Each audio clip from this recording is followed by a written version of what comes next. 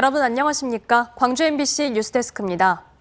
군부대 포사격장이었던 어등산 일대를 관광단지로 개발하겠다는 사업 18년째 진행 중인데요. 지난해 사업권 법적 다툼이 종료된 데 이어 투자비 회수 소송도 다음 주면 마무리될 걸로 보입니다. 사법 리스크에 갇혀있던 어등산 관광단지 개발 사업에 빗장이 풀리는 셈입니다. 주현정 기자입니다. 2005년 개발계획 확정 이후 표류만 해오던 어등산 관광단지 사업이 지지부진 꼬리표를 뗄 것으로 보입니다.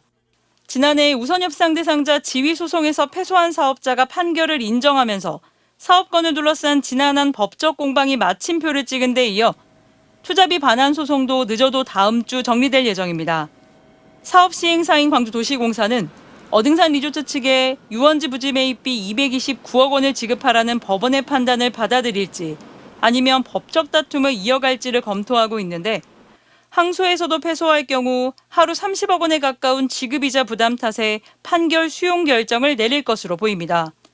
부지 매입비 소송까지 정리되면 어등산 개발 사업의 법적 빗장은 모두 풀리는 셈입니다. 이곳은 어등산 관광단지 개발 예정지입니다. 이르면 올해 안으로 새 사업자가 선정될 것으로 보입니다.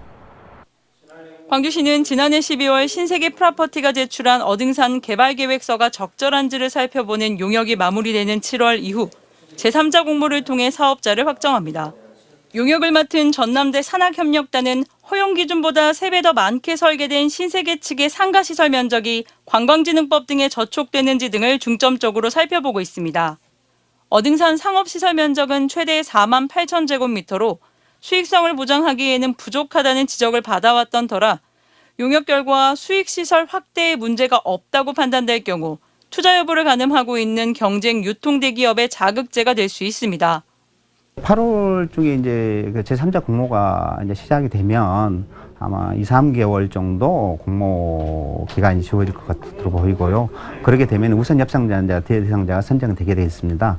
그러면 협상 절차를 거쳐서 금년 말 정도 되면은 사업자 선정까지 18년 묵은 광주의 수건, 또다시 예물단지 신세가 되느냐, 지역발전 히든카드로 등극하느냐 기로에 섰습니다.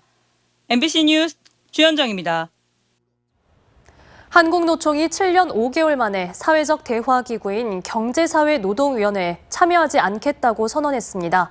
지난달 31일 포스코 광양제철소 앞에서 고공농성 중이던 노조 간부를 경찰이 강경 진압한 것에 대한 반발로 이 같은 결정을 내린 건데요. 정부와 노동계의 대화 창구가 완전히 닫히게 됐습니다. 유민호 기자입니다. 오늘 전남 광양에서 한국노총 중앙집행위원회가 열렸습니다.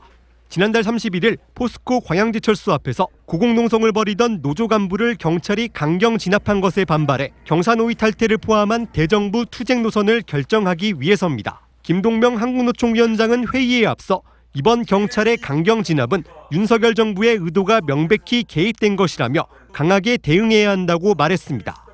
한국노총이 이러한 상황에서 미흡하게 대처하거나 여기서 물러선다면 제2, 제3의 광양 사태로 이어질 것이라고 생각합니다. 비공개 회의는 예정보다 30여 분 넘게 이뤄졌고 조합원 간 여러 의견을 주고받는 끝에 한국노총은 경사노위를 포함한 정부와 모든 대화에 참여하지 않겠다고 선언했습니다. 이 시간 이후로 경사노위의 모든 대화 기구에서 한국노총은 전면 불참한다. 완전히 빠지는 것은 집행부에 위임한다. 그것이 오늘 회의의 결론입니다. 한국노총이 경사노위 불참을 선언한 건 지난 2016년 1월 박근혜 정부 이후 7년 5개월 만입니다. 한국노총 조합원들은 경찰의 진압이 이뤄진 이곳 포스코 광양제철소 앞에 모여 경찰에 대한 규탄과 대정부 투쟁을 이어갔습니다. 경찰의 폭압적으로 진압을 통해서 정말 이마가 다 깨지도록 18대씩이나 되는 무차별한 군봉으로 한국노총이 경사노위 참여 중단을 공식 선언하면서 정부와 노동계의 대화 창구가 완전히 막히게 됐습니다. 여기에 전면적인 대정부 투쟁까지 나서 정부의 핵심 국정과제인 노동개혁도 큰 차질을 빚을 전망입니다. MBC 뉴스 유민호입니다. 노인 복지 서비스를 제공한 것처럼 허위로 꾸며 수억 원의 장기 요양급여를 가로챈 노인복지센터 직원과 복지사들이 무더기로 적발됐는데요. 그 수법이 참 교묘합니다. 요양보호사들이 서로의 스마트폰을 들고 다니며 서비스 시작과 종료 시점에 이 접촉 인증, 태그를 해주며 서비스 제공 기록을 허위로 남겼습니다. 대학에서의 대리 출석, 공무원들의 시간 외 근무비 허위 청구 등과 수법이 비슷합니다. 김초롱 기자의 보도입니다. 광주 서구의 한 노인복지센터입니다. 청소와 식사 등 노인 요양 서비스를 제공하는 장기 요양기관이 있던 곳인데 지금은 문을 닫았습니다. 경찰이 센터장과 사무국장에 대해 보조금 관리에 관한 법률 위반 등의 혐의로 사전 구속영장을 신청했기 때문입니다. 이와 함께 범행을 저지른 요양보호사 21명도 불구속 입건됐습니다. 이들은 지난 2018년부터 지난해까지 장기 요양급여 5억 원을 부정수급한 혐의를 받고 있습니다. 요양보호사가 자신의 휴대폰으로 장기 요양 서비스 앱을 켜서 대상자 집에 붙어있는 태그를 접촉해 서비스 시간을 기록해야 하는데 다른 이가 보호사 명의의 폰을 들고 다니며 대상자 집에 태그를 접촉해 기록을 조작한 겁니다. 서비스도 하지 않고 다른 사람이 그 요양보호사 명의로 핸드폰을 개통해갖고 그 수급자 집에 가서 출근했다고 이렇게 찍어버린 거예요. 이 같은 노인 요양급여 부정수급 사례는 지속적으로 발생하고 있습니다. 지난해에만 광주와 전라도, 제주도 지역에서 노인 장기 요양기관 148곳이 요양급여 66억 원을 부당수급했습니다. 대부분 서비스 제공 시간이나 서비스 대상 노인과 요양사 인원 등을 허위로 올린 뒤 돈을 받아 챙겼습니다. 국민건강보험공단은 갈수록 기관이 난립하고 범행 수법이 진흥화돼 적발이 어렵다고 말합니다. 노인 인구가 증가하는 만큼 제대로 된 요양 서비스를 받을 수 있도록 하는 대책 마련이 시급하다는 지적이 나옵니다. MBC 뉴스 김초롱입니다. 바닷물을 증발해서 만드는 천일염의 산지 가격이 급등하고 있습니다. 올해 생산량이 크게 감소한 데다 후쿠시마 오염수 방류 문제 등으로 사재기 심리도 가격 상승에 한몫을 하고 있습니다. 김윤 기자가 취재했습니다. 갯벌위에 넓게 펼쳐진 천일염전에서 소금 생산이 한창입니다. 생산된 소금은 수레에 실려 레일을 타고 소금 창고에 차곡차곡 저장됩니다. 수년 전까지만 하더라도 불과 2, 3천 원 수준이었던 국산 천일염 20kg 한 포대 가격은 점차 상승해 지금은 6배 가까이 껑충 뛰었습니다. 한 3, 4년 전에 한번 가격이 폭등한 적이 있었고 이렇게 길게 가격을 갖고 몰고 간 것은 처음 일이죠. 30몇 년 중에서. 산지 도매 가격이 2만 원 선에 육박한 것은 지난 2011년 후쿠시마 원전 폭발 사고 이후 두 번째. 전국 최대 소금 생산지인 신안 지역의 염전이 지난 2015년 이후 620여 헥타르가 감소한 데다 본격적인 소금 생산 시기인 4월과 5월 두 달 동안 잦은 비로 생산량이 지난해 절반 수준으로 급감했습니다. 특히 후쿠시마 오염수 방류 문제가 부각되면서 사재기 심리가 작동해 가격 폭등을 부채질할 우려도 커지고 있습니다. 후쿠시마 그 오염수가 방류된다는 것에 인해서 소비자들이 심리적으로 불안한 요소로 수요가 급증하면서 소금값이 폭등하고 있는 추세입니다. 6월 이후 일기예보도 궂은 날씨가 많아 천일염 생산량 감소가 이어질 전망이고 산지에서 가격을 관망하면서 출하도 소금 가격 급등세는 당분간 이어질 전망입니다. 한편 해양수산부는 국내 천일염의 안전 우려가 커지면서 천일염 생산 염전에 대한 방사능 검사를 강화할 계획이라고 밝혔습니다. MBC 뉴스 김윤입니다. 농업 현장에서도 온실가스를 감축하는 기술이 도입되고 있습니다. 전남에서는 해남군의 저탄소 변론 시범단지가 운영되고 있는데요. 메탄 등의 온실가스 감축에 성과가 있는 걸로 나타났습니다. 신광하 기자가 보도합니다. 해남군 계곡면의 한 변원, 자동으로 물꼬를 조절하는 장치가 설치됐습니다. 논의 물을 관리하는 시기에 농민이 실시간으로 영상을 보면서 논물을 관리합니다. 물을 가둘 때 발생하는 메탄가스를 논물 조절로 배출량을 줄이는 겁니다. 시범사업 1년 동안 메탄가스 64톤을 감축하는 효과가 나타났습니다. 논에 물 관리를 제대로 하면 그거 최소한의 이산화탄소, 그다음에 메탄가스를 최소화할 수 있다. 농업은 광합성 작용으로 이산화탄소를 흡수하고 산소를 배출해 대표적인 탄소 중립 산업으로 꼽힙니다. 그러나 변호는 축산업과 함께 온실가스를 발생하는 대표적인 업종으로 농업 분야 저탄소 기술 시범 사업이 집중되고 있습니다.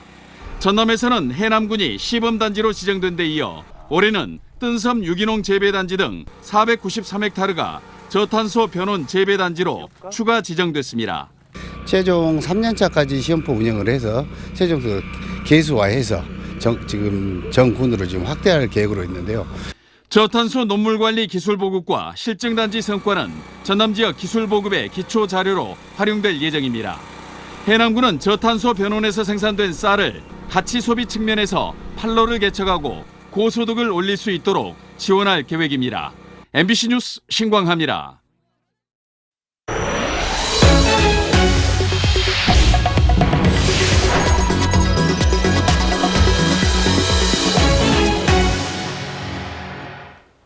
해남군의 한 해변에서 고선박으로 추정되는 나무배 선체가 발견됐습니다. 우리나라 전통 배인 한선의 구조와 유사한 걸로 추정되는데요. 국립해양문화재연구소는 본격적인 발굴 조사에 나설 예정입니다. 서희령 기자가 보도합니다. 물이 빠진 전남 해남군 송오리 해변.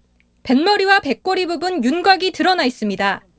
선체 흔적이 발견된 곳은 밀물 때는 바닷물에 잠기고 썰물 때는 육지가 드러나는 조간대.